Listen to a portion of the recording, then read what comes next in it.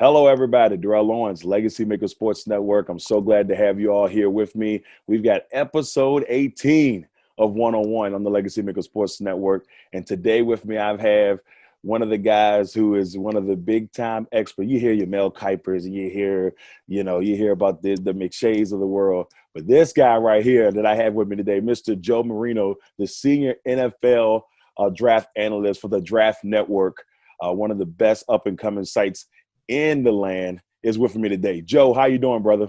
Hey, I'm doing well. It's good to catch up with you. Appreciate you having me on. I've been able to watch a few of the episodes before me, and I'm pretty excited to jump in here and chat. Well, like I said, we're glad to have you, man. I mean, it's going to be fun. Just excited because I'm a huge draft guy myself. So I love the draft. And, when we first I know I told you this in the past, but when we first started our network, one of the places that we kind of leaned on learning and gaining knowledge and scouting is from the Draft Network. So, and you were one of the guys that we follow closely. So we truly appreciate you, brother.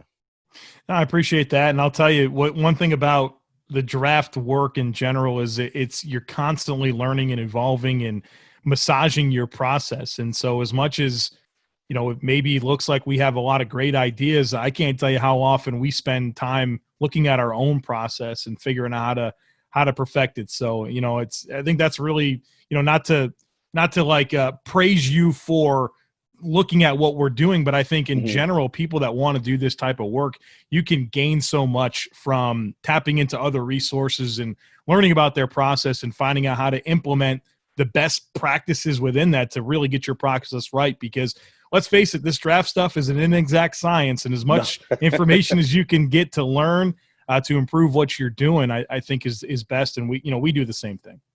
Well, I mean, like I said, you guys do a phenomenal job, and it's something that I'm not gonna lie to you, definitely lean on. But before we get rocking and rolling, of course, we got to start off with the check-in. I want to check in and see how you and your family have been doing through COVID. I know you recently had yourself a little girl, probably within the last year. So congratulations on that. Just tell us how you and your family have been handling COVID, navigating through in the process, and just and just surviving out here. It hit at a very interesting time for me personally. My baby was born on January 18th. And so that was a very normal process, but it wasn't long after that everything hit. And, for me personally, my work has always been done from home. So there wasn't a big lifestyle adjustment for me other than introducing, my wife and I, our first child. And so that was a unique layer to add to the thick of draft season, if you will, when you're really kind of digging in and gathering information, finishing up scouting reports, those types of things. So to have an infant, a newborn right away was a challenge. But, for my wife, it was really great because she was home, obviously on maternity leave. And that allowed, us to kind of establish what life would be like with the baby. But what was interesting and somewhat of a blessing, I hate to say that amid a very terrible time, right, is that it allowed the quarantine hit, and it allowed her to have an even longer time at home with the baby, and so that we're able to really establish, our process and our rhythm of life. But we've pretty much hunkered down. We stayed home. We've really only hung out with close family within places that we know are controlled environments, our house, their house. We took a little trip to the beach recently, but that was a family condo. And, again, we kind of confined ourselves to just our space and stuff. So we've been careful. We've done the best we can to manage, moving forward and doing what we need to do on a daily basis, but also being mindful of what's out there. And it's uncharted territory for everyone.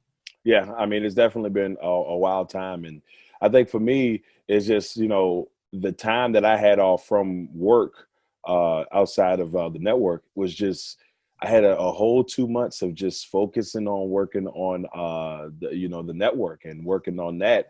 But the unfortunate thing is there was no sports. So you really had to start pulling, digging deep, trying to figure out new ways of being innovative and bring people in, especially with a time when there's no this, there's no that. The draft hit itself at it was the most watched draft in the NFL history. We got all of that because of COVID. I mean, the people would have still watched it, Yeah. but if everybody was clamoring, for that, when it hit. But when I ask you this, when you grew up, like, where did your love for sports come from? Like when you were young and you said, this is the moment that you realize, man, sports is for me. This is what I love. This is what I want to do. This is what I want to be a part of. I think it really stems from being born in Western New York in the Buffalo area. And, sports, I mean, the Bills, but also sports in general Right. is knitted into the fabric of that community. It is part of everything you do. If you go to the gas station and you walk inside and you want to get a pack of crackers and a pop, they're going to be talking about whatever's happening in sports, right? Like it could be baseball, hockey, basketball, doesn't matter. It's part of that. And I think growing up in a community like that and seeing how important it was to people, I wanted to be part of that. I wanted to know what's going on with sports. And that fueled me to, I think the being able to keep up the desire for knowledge, to be able to know, players and stats and, which teams are good and which ones aren't. And, that was really a big part of what mattered to me at a young age. And, I have two brothers. And so we were, naturally very competitive with three boys in the house, my father. And I think, you start to play sports and, we're actually interesting. Like my brother's 6 years older than me and my younger brother is 6 years younger than me. So we were very much at different stages of life, but, we all were still competitive and we wanted to be better football player than the other one or a better baseball player. And so you kind of take that natural competitive fuel and then just how important it is to that community. I just fell in love with following sports. And then, just kind of as you get older, you figure out, well, how do I make a career out of this? How do I, how does this become more than just what I like to do in my spare time? And so it really just goes back to family and then the community that we lived in and how important it was. And, me wanting to be part of that. And so that's where your passion for the draft came from, I would guess. I mean, we talked a little bit beforehand about how important, wanting to see your team develop and seeing what they could, do and investing in trying to learn those players. But, that passion for the draft, how did that all come about for you? I know for me, it was just same thing, wanting to see how this Green Bay team could do better. How was it for you? Well, I was born in 1986, so the Bills went to their Super Bowls 91, 2, 3, and 4. I was a young kid, right? My life as a Bills fan, in terms of when I could really understand what was going on was after that, right? I mean, the Bills went to the playoffs in 95, they went to the playoffs in 99, and then that was it until 2017, right? I mean, very much a struggling franchise. I mean, Jim Kelly retires, Marv Levy retires, and they never were able to, pick up the pieces and turn things around. Look, and not everybody goes from Brett Favre to Aaron Rodgers, my man. You don't get lucky. Look, blessed. you better believe it. You better believe it. So, I lived through that carousel of all these awful quarterbacks and just trying to find some hope, right? I love this football team, but I wanted to find hope, and the hope came in the draft, right? That's when you get these young players that have never been in the league before.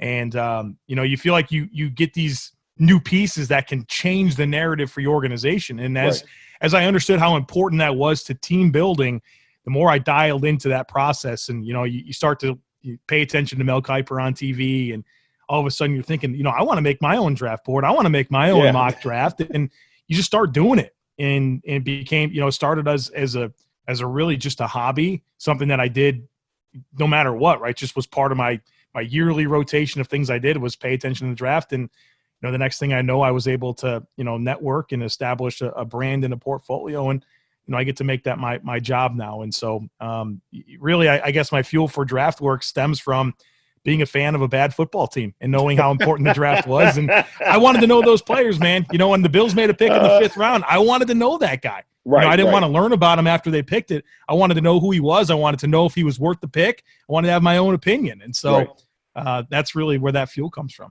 Well, it's funny because I think the closest thing that I have to you with the Bills is the Seattle Mariners. I just, the last 20 years have just been like when are you ever going to make the playoffs again? Like I was a junior in high school. I've told this story a trillion times. A junior in high school, that was the big 116 win year, and haven't sniffed it since. We got close, man. We got close a couple times, but it was heartbreak each time. We couldn't get in. There was times we had a 20-game lead in the division to the A's a couple years ago, and then the A's came back and said, "No, we're going to win the division," and we missed out on the wild card, but just a little bit. So that's probably the closest thing that I have to I can say I feel you on that. But NFL wise, I can't lie to you. I'm very spoiled. And there's nothing I can say. I'm just hoping that Jordan Love does pan out to be that next bridge, and we can say, okay, 10, 5, 6 years from now, we're like, okay, Jordan Love gave us just another extension of what we've been having. But we'll see in due time on that. Now, Joe, of course, the Draft Network has been booming the last couple of years, and how did the Draft Network start, and how did you get involved in that? Yeah, I think the genesis of the Draft Network really stems before the Draft Network was ever thought of in a group of guys that were really passionate about the draft, that wanted to do it for their job. Mm-hmm. And, I really think about my time with Kyle Krabs, a close friend of mine. I mean, he was the best man in my wedding. I was the best man in his wedding. We're close. We've been hosting a daily podcast together for, I guess, 4 or 5 years now. And we always talk about, okay, well, what can we do? What steps can we take to position ourselves to, do this full time, as opposed to just, being the side project. And, we knew that we wanted to do it. We knew that we wanted to give it everything we had to see if we could find ourselves in that position one day. And I think you start paying attention to people that are doing it full time. What are they doing? How could I mirror that? What opportunities are going to exist? And kind of came to the conclusion that our best chance is going to be not necessarily getting hired by a main, big company. It was going to be, okay, can we monetize this on our own and do it well enough that it can be all that we do? And, we found some people that were a lot like us, and through networking, we found the right investors that were willing to, invest in what we're doing and our vision. And, we were able to really get things launched, and, we're entering year 3, and we're really excited about where we're going. We're excited about where we've been. And, there was just before we really kind of pushed play on the Draft Network, I remember seeing a tweet that came out that said more people watched the draft that year than they did the NBA playoffs. And that's crazy. I mean, that was big. That's was huge. Big for me. I was like, wow, the NBA playoffs? Right. Not to sound like Jim Moore there. I felt like I did playoffs. But it's like one of those things, like there's money to be made there. That's a business, but nobody was really doing draft in the way that I felt it needed to be done well. Right. I mean, everybody ramped up starting in January, February, and it was this nice 3-4 month thing that was relevant. But, through understanding the process of what goes into scouting players and really knowing them and feeling like you've coming from an informed perspective, it's a year-long process. It's not something you can do from January to April and feel like you've really scouted those players. It's a year-long process. And we were like, how do we take this 3-month-a-year discussion that draws better ratings than the NBA playoffs and make it a year-long thing and make it a business? And, I think there's a lot of luck involved in our path, but we've met the right people. And I think we've got a really exciting thing going. Well, I mean, like I said, the first moment, I had a friend of mine who is on our network now, and he's the one that grabbed my attention and said, man, you got to check out these guys that are doing the work down for the Draft Network. And he sends me over this link, and I'm like, this is amazing. Like, so this is, for me, it was just like, I'm able to go in here. I can kind of break things down. I can get a feel for it. It's smooth looking. It's clean. You've seen some of these sites, and they just look, I mean, I know you're not going to bash, but I've seen some of it. I'm like, this is rough.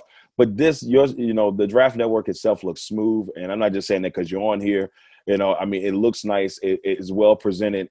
And I can go in there and I feel like I can learn about people that maybe I can't get a hold of and I can't learn. But watching it or going onto the site gives me a chance to try to dig a little bit deeper when it comes to players. So for me, that's just coming from my perspective. I love everything you guys have done there.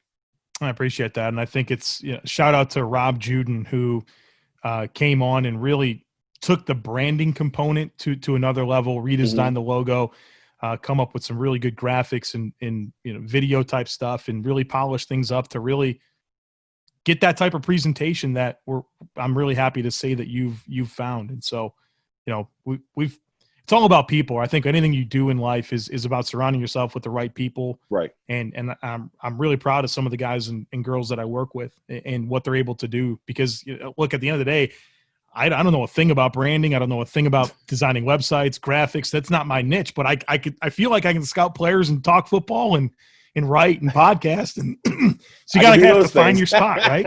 I can do those things. Yeah. So I definitely can contribute. It's a lot of people working together that have unique skill sets, and we're able to put together what you see. Awesome. Now, ladies and gentlemen, it's time for my favorite segment of the show. It is time for Quick Ones. All righty, y'all ready for the Joe Marino edition of Quick Ones? I hope so, because it's about to go down. Joe, you ready? Oh, I'm ready. I love being put on the spot, so let's do this. All right, first one, Joe. Who had the best draft this year? The New York Jets. I love what they did. Mekhi Becton, their left tackle, they needed to fix that offensive line. They took advantage of the depth of the wide receiver class, got Denzel Mims in the second round. Bryce Hall, a total steal late in the draft. Michael Pirine, I think, is going to be a great backup running back for them. Cameron Clark was one of my favorite small school offensive linemen. I think he's got a chance to, be a starter for them within a couple years. They got my favorite punter in Braden Mann. I'll tell you, this Joe Douglas. I don't love Adam Gase. I don't like what's going on a lot with Gase and the coaching staff, but I think Douglas did a friggin' good job of getting some nice young players in. And they got the Florida pass rusher, Jabbar Zuniga. Yeah. They got a lot of really, I think, high upside players at positions where they needed them. And I love how they took advantage of, I think, letting the draft come to them and playing the depth of it, right? They could have went offensive tackle or receiver in the first round, but they understood the depth of receiver and got Denzel Mims in the second round. I think they hit a home run. Exactly. I got to agree with you. And, we talked when we first talked last year, the one thing we talked about was Bryce Hall, and what we thought he was going to be the second cornerback off the board, obviously, or first or second cornerback off the board. And of course, injury derailed that. And they get this guy in the fifth round. So for me, as soon as I saw that, I'm like, wow, the Jets. That's all I can say about that. Next one, worst draft this year. Oh, the worst draft. Brother, I hate to say it, but it's the Green Bay Packers. It's okay. Now, here's what's hard. It's okay. Here's what's hard about that, because I don't hate the Jordan Love pick. That's not where you're going to find criticism from me. You're investing in quarterbacks that you believe in. That's always a good idea. Where teams make mistakes with investing in quarterbacks is when they cling to the wrong quarterback. That's where you get in trouble. But investing in quarterbacks is never a bad idea. I guess for me, I can understand that, but I thought they missed the boat with the A.J. Dillon pick, to be honest with you. Dillon, look, he's a big dude, and he's really fast, and he's really physical, but that's not all it takes to be a good running back in the NFL. And I think that there's nuance required. There's timing required. There's the way you press the line of scrimmage to widen gaps and move the second level. I didn't see any of that stuff in his tape. He's a get the ball and go. If you watch Gus Edwards with the Baltimore Ravens, this was the role that I liked for A.J. Dillon.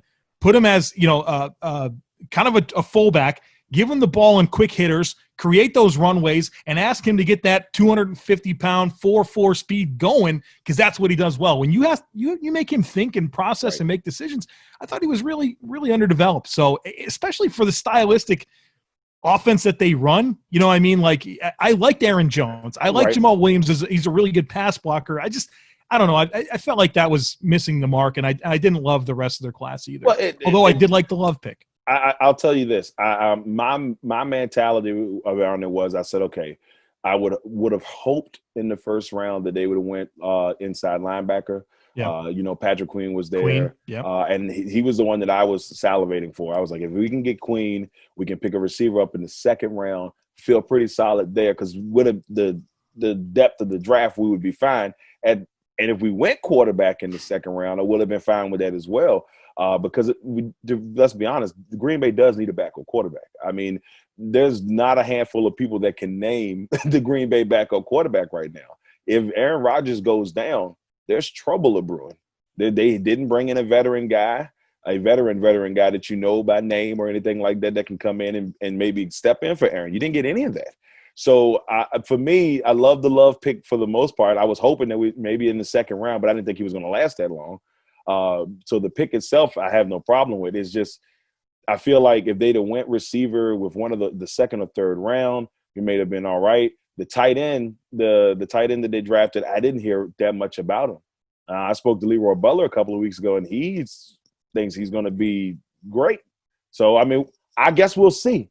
But for me, I agree with you. I mean, I hate to even put them in that group because, you know, they're my squad. But I actually have to agree with you. It was really hard to watch. I was just like, man, because you look forward to the draft every year. Yeah. And some years you're like, yeah, this is what I'm talking about, guys. And then some years you're like, what is happening? And that's what I got this year was what is happening. Well, and I appreciated them investing some picks in offensive linemen, but I just didn't like these offensive linemen.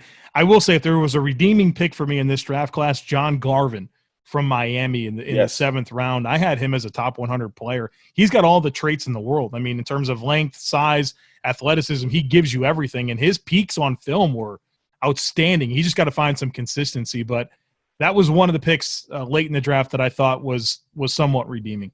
Yeah, I think the only pick that I actually got correct was the Runyon pick. I had a feeling that they would grab him if he was there late, and it's the only one that I got out of all of the picks. So I guess I'll take that and hang my head and hope that he has some type of career that his dad had. That's all I can ask for. If he can have 75% of that career, he'll be all right. I would be solid with that. Yeah. All right, next one. Most underrated college player heading into 2020.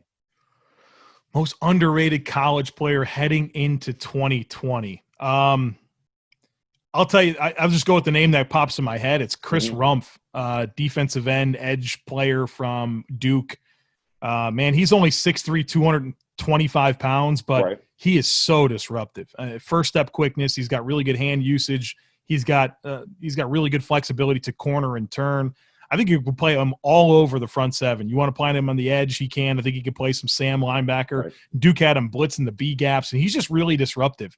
And, you know, I think he's going to be tough to evaluate because I don't know how much bigger he can get.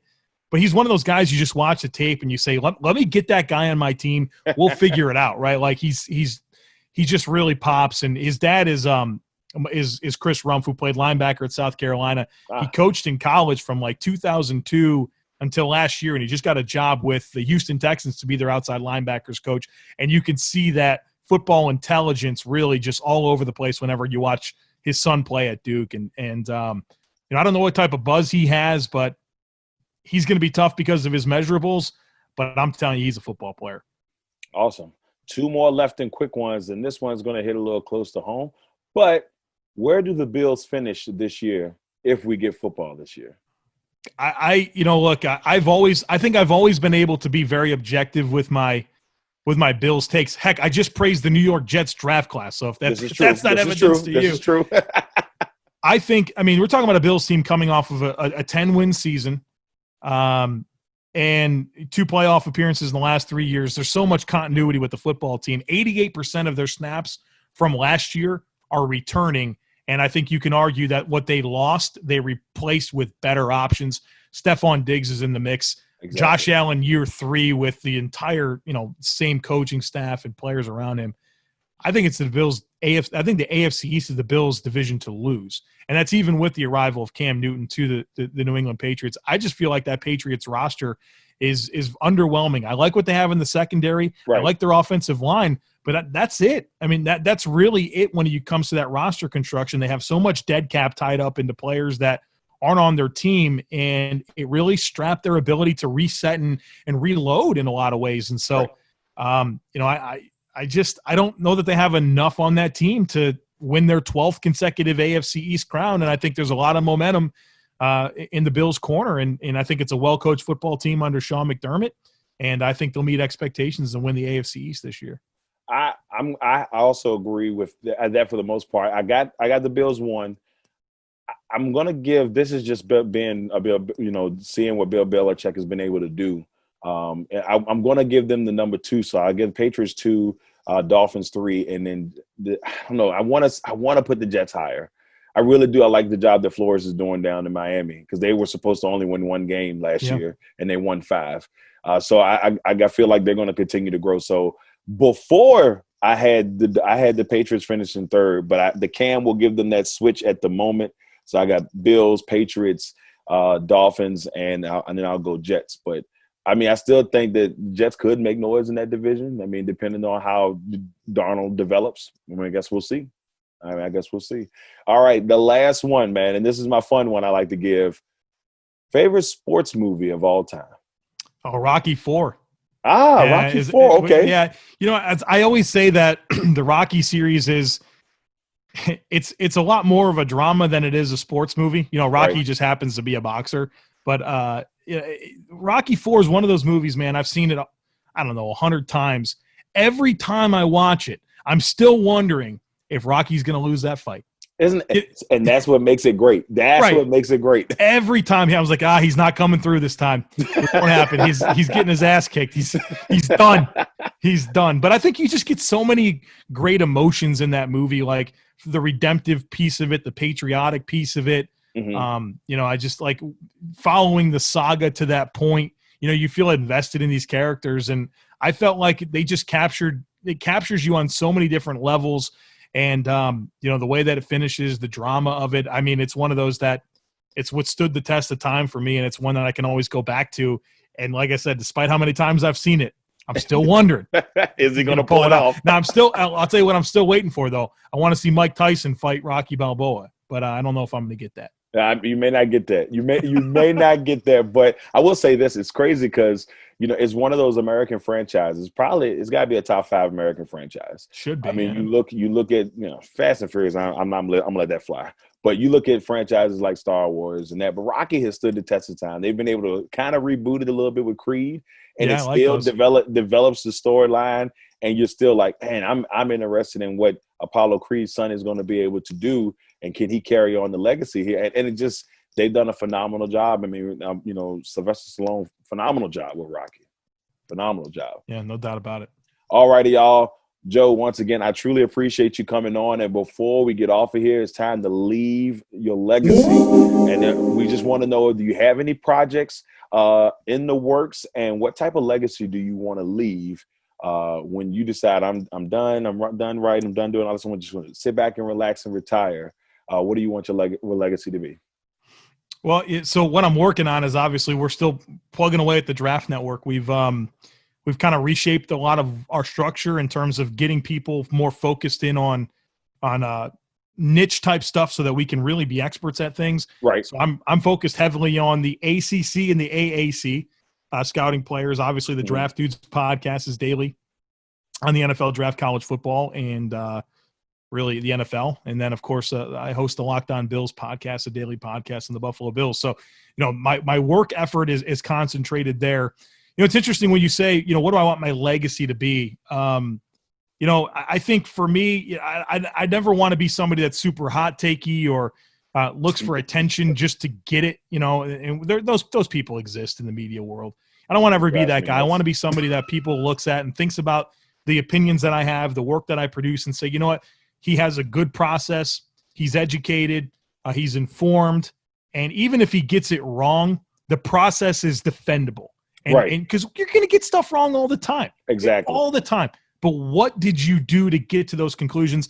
That's why, kind of tying this back to a draft perspective, I don't really care about your list of player rankings. If you give me your top 100 big board or your top 300 players, that literally means nothing to me. I want to know what you said about those players. What did you say their strengths and weaknesses were? What did you think their ceiling was? That's what I care about. It's what you say about players, not where you have them ranked. And so I hope that people, when they think about my work, they say Joe had a process and he didn't get it all right, but he worked really hard and his opinions came from a very informed position. But the other thing that I'll say about legacy, it's such a big word. Right. And I think for me, like, especially now that I'm a new dad, right? My daughter's a little over 5 months old. Like, I don't really care about anything other than being a great dad and a great husband. I think those two things are so much more important than anything that I'll ever accomplish in the football world. And I'm really proud of what I've been able to do. I'm really proud that I get to do this for a career, but nothing, and I mean nothing, is like being, you know, the husband to my wife and being my little girl's father. You know, that's what I want. So if more than anything I ever said about football, I want people to say that that's a guy that loved his wife and daughter. Awesome. I mean, you know, I couldn't have said it better myself, my friend. I think a lot of people, that family aspect of everything. Yeah, you want all those great accolades. You know, you want people to say, yeah, he's a phenomenal person, you know, phenomenal on this, but being known as a great father, being known as a great husband is something that has to be high on your list, especially as a man, because people look at us and say, you know, you have to provide for your family. You know, I mean, it's a different time in the world, and, you know, women can provide just as well as a man too, but there's still that mentality out there that if you're a guy and you're not, you know, providing for your family the way you should be, or, you know, protecting your family the way, you know, you should be, you get looked on differently. So for me, yeah, that's a huge part of everything. Just wanting people to know, is like, that Darrell guy, you know, that Joe guy, they knew what they were doing. They knew that they were all right. They were good people, and they took care of their own. So definitely, Yeah. like, I agree You with want you. to change the world, man. Love your family. I believe it. Exactly. I believe it. I think it's the core of so many things that we're facing as a country. And I think it just comes down to the family structure, and like good families that are strong, that, you know, are that have focus on being kind and loving other people and caring Right. about other people. And, you know, that's the stuff that matters, man, you know, and I think that the family structure has been so broken. You know, the divorce rates are so high, the fatherless rates are so high. And I mean, just there's so many things that follow when those things are true.